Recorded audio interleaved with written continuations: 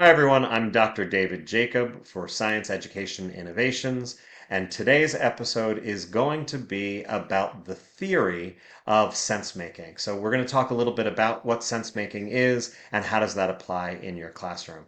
So sense making is a big part of the science research that goes into this. So it's not just what you learn, but how do you make sense of something. So sense making is an important part of this.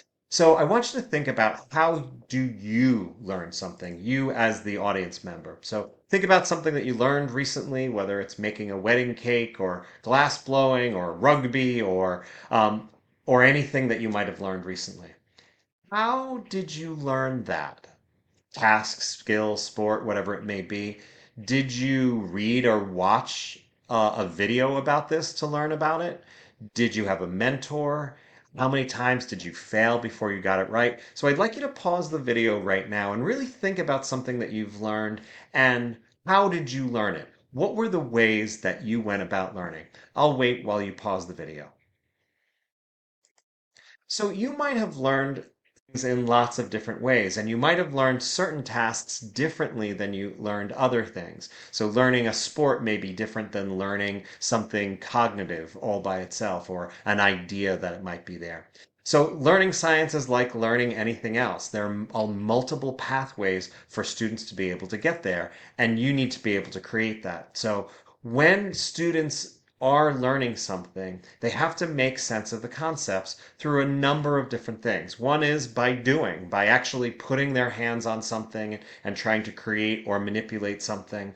But just hands on is not enough. They also have to be minds on. They have to think about what they're doing. And are we creating tasks that aren't just cookie cutter, where they're following a recipe for a lab, but they're actually making the decisions in the lab and they're actively making sense of what they're doing in the lab?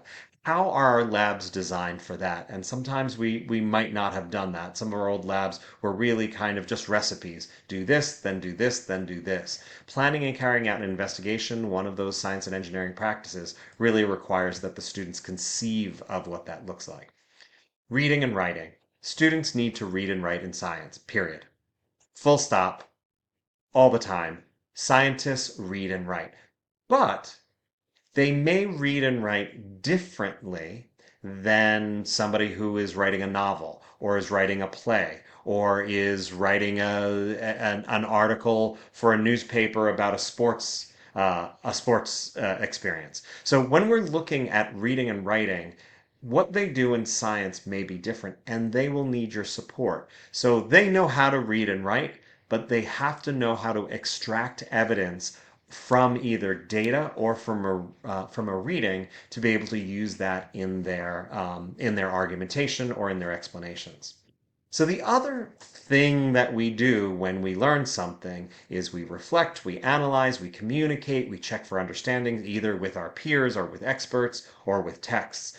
So if we think about the doing aspect of science, the reading and writing about what that science is, and then the reflecting, analyzing, those are what sense making really is. And there's a lot more about this.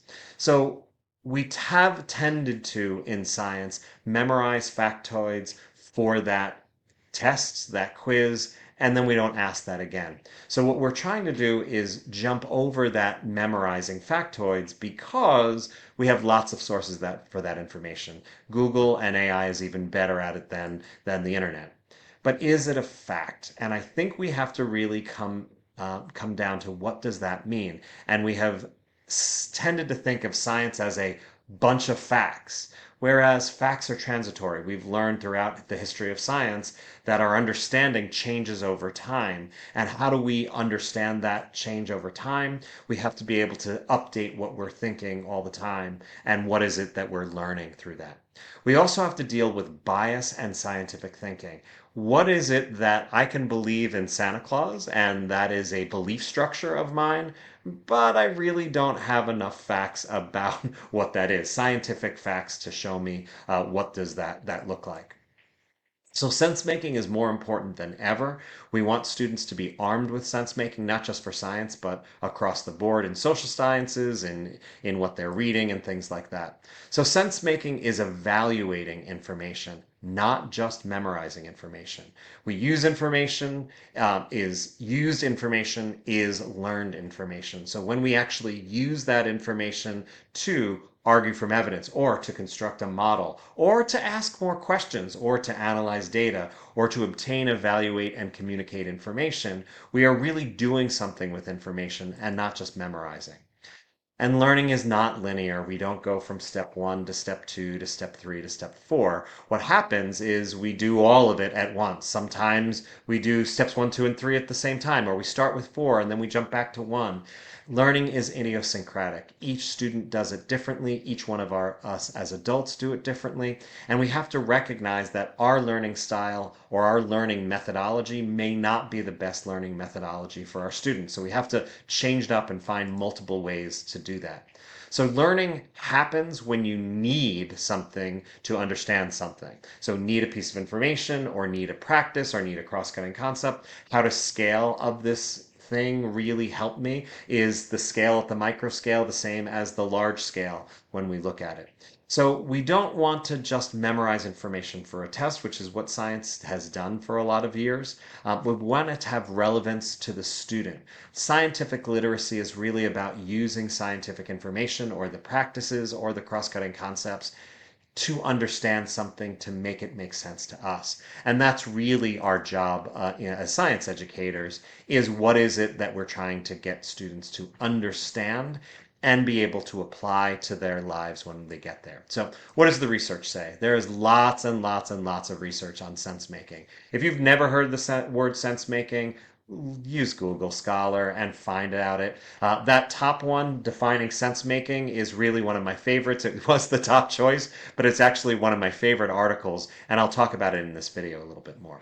So, what is sense making? And this article, that first one, is where I'm going to reference. So it is Odin and Russ define sense making, and it can be a little bit complicated. So, sense making is the process of building an explanation to resolve a perceived gap or conflict in knowledge.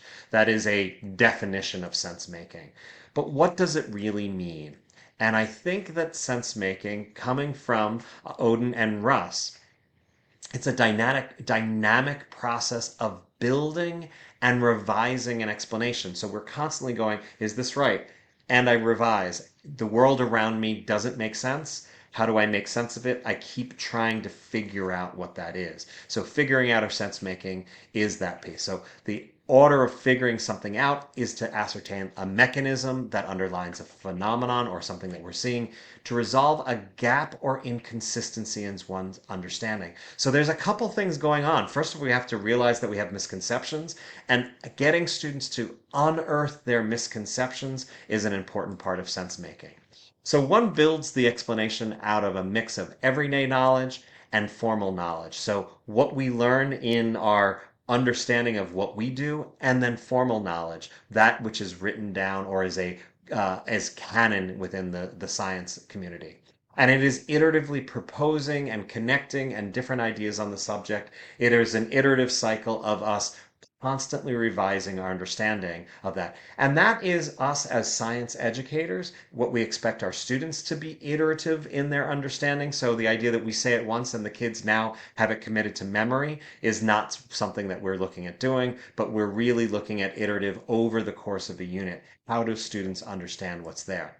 And the last from Odin and Russ is one also simultaneously checks that those connections and ideas are coherent both to one another and to ideas in one's own knowledge system. So we are constantly bouncing ideas against ourselves. So this is probably one of the best understandings of sense making, because Odin and Russ actually looked at all the studies that were on, not all the studies, but many of the studies that are on sense making, and tried to come up with a really great working definition. And I love this definition that they came up with.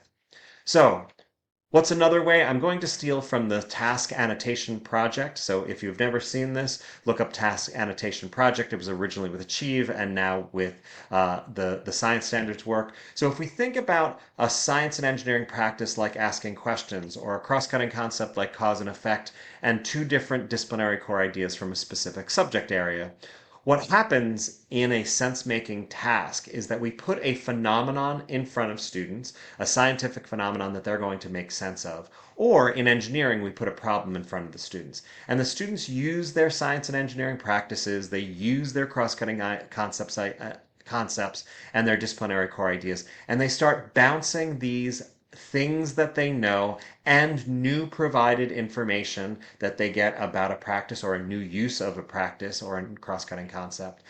And they keep bouncing until that idea gets stronger and stronger and stronger. And what I'm going to say is I'm going to go back to my definition, and it says that we're building or revising an explanation, or we're constantly looking for inconsistencies in our own understanding and current ideas versus our own knowledge system. So when we look about what sense making is, it is a process of going through and making sense of these things. So all three of these dimensions work together to create sense making, and we want to be able to do that. So elements of sense making. Our classroom culture that is safe for students. So when I think about the Danielson work and establishing a culture of learning, it really is cognitively busy place. So Charlotte Danielson wrote a framework for teaching, and one of her elements was the established culture for learning. If you look at the highlighted things, it is high expectations for learning. So that means that we want to raise that and raise our ideas of what we expect for students. And we want students to initiate improvements, make revisions, add detail, or assist peers and use precise use of language. So Danielson was written and worked on, that framework was different than the next gen science standards, but you can see that this sense of sense making, or a classroom culture of sense making, is still the same. So what we want to do is we want to build trust with students. We want them to have curiosity. We want to have productive discourse where the students are talking to each other. There are lots of resources available on these things, on productive discourse, on building trust, but you want to cultivate these skills both in yourself as a teacher and in your students as a whole. So you also want them to understand how to support students to take ownership of their learning, because a lifelong learner, or the learner in scientific literacy, is not going to stop at your biology class or your chemistry class or your fifth grade science class or your sixth grade life science class. It is always difficult, but not impossible, for teachers to develop students with ownership of their pedagogy. There's lots of research on this one as well. So reflect on your current classroom culture. Do you do classroom that is one where students are willing to take a risk? Are they trusting you? Do they talk to each other? If not, what are some of the ways that you can identify in your own personal growth to look for these? What are the research that's out there? What are the articles that are out there that you can find, or books that can help you reflect on your classroom culture and improve it so that you can have more sense making go on in the classroom? You also can look to NSTA for either a conference online or your state science organization. Like in the state of New York, we have Stannis that is connected to NSTA. What's really out there, and how can you learn through it? So the other thing about sense making is it really is a constructivist classroom. So constructivism is really where learners are not passive acquirers of knowledge, like what we tend to do is lecture at them and let them take down notes. But through social interactions and integrating new information with existing knowledge, these students are constantly constructing understanding. This is not new, and I wrote at the bottom some of the writers who have influenced constructivism across the years. So you might see Dewey or Montessori or Vygotsky or Piaget. Any of these people may be familiar to you. So all of constructivism comes from Piaget and his theory of cognitive development. So Vygotsky in 1978 came up with his zone of proximal development, where students are challenged slightly above their level of their current development. And how do you do that? That's a big part of what we're talking about in constructivism and sense making. Von Glazerfeld in 1989, he talked about learners constructing their own understanding and they do not mirror or reflect what they've read. So, how do you put that together? He said learners look for meaning and find order in the events of the world, even in the absence of complete or full information. So, that is one of the things back in 89, one of the constructivists said that we should be able to do. So, none of this should be new to any of you as a teacher. You've learned it in either your undergraduate or your master's work in education, but you are teacher as facilitator in the classroom. How do you do that? How do you let the students take ownership of their work? And the student is the active learner that constructs the meaning. If you do the sense making in the class, you're doing all the work. The one that does the work is the one that's doing the sense making. So you want to look at it.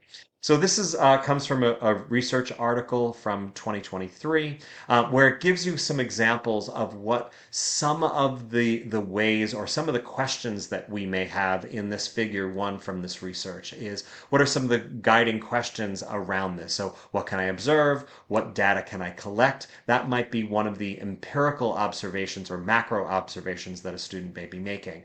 What are some of the communicative or symbolic representations? So either models or mathematics or sentences. How can I communicate with others about what I've observed and what about the data about the data that I collected?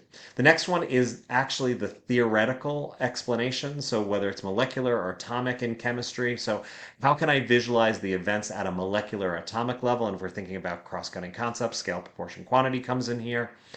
How can I make sense of what I can't see? So those are some of the questions that you may be looking at in some of the research articles. Also in Hammett in 2023, he talked about in this figure, he talks about knowledge of chemical equilibrium, and he showed a model of what can happen. So the focus question for this classroom was, how can we describe and explain a reaction involving chemical equilibrium? That is the goal, or that is the big idea that we want students to be able to get to. And how do we work through that, both through the theoretical lens in the communicative or symbolic representation, and what are the macroscopic observations? And you can see those questions come back around again. So I also want to go back to a blogger who I really like. Her name is Jennifer Gonzalez. And one of her in 2015, this was probably one of the most powerful videos I've ever seen in Cult of Pedagogy. But this quote is really powerful. I'm going to read it out loud because I want to emphasize it as I want to. So many of us teach the way we were taught. We may not even realize we're doing it. And that means certain practices get passed down year after year from teacher to teacher without questions. Methods that are a normal part of what we do in school, we perpetuate them without even realizing there are better alternatives. So research is where you're going to find that and where that might go. The other one I'm going to look at is Destin Sandler has this great video called Backwards Bicycle. I'll put this in the comments so that you can see what this is. But Backwards Bicycle is a really powerful video for you to understand about how you may have to learn and unlearn and relearn how to do what we're doing. So thanks very much for watching today. And what I'd like you to do is please click to subscribe, or if you have any questions or address any of your concerns, please do that in the comments and I'll watch them and try to make videos that address what you need. Thanks very much. Have a good one.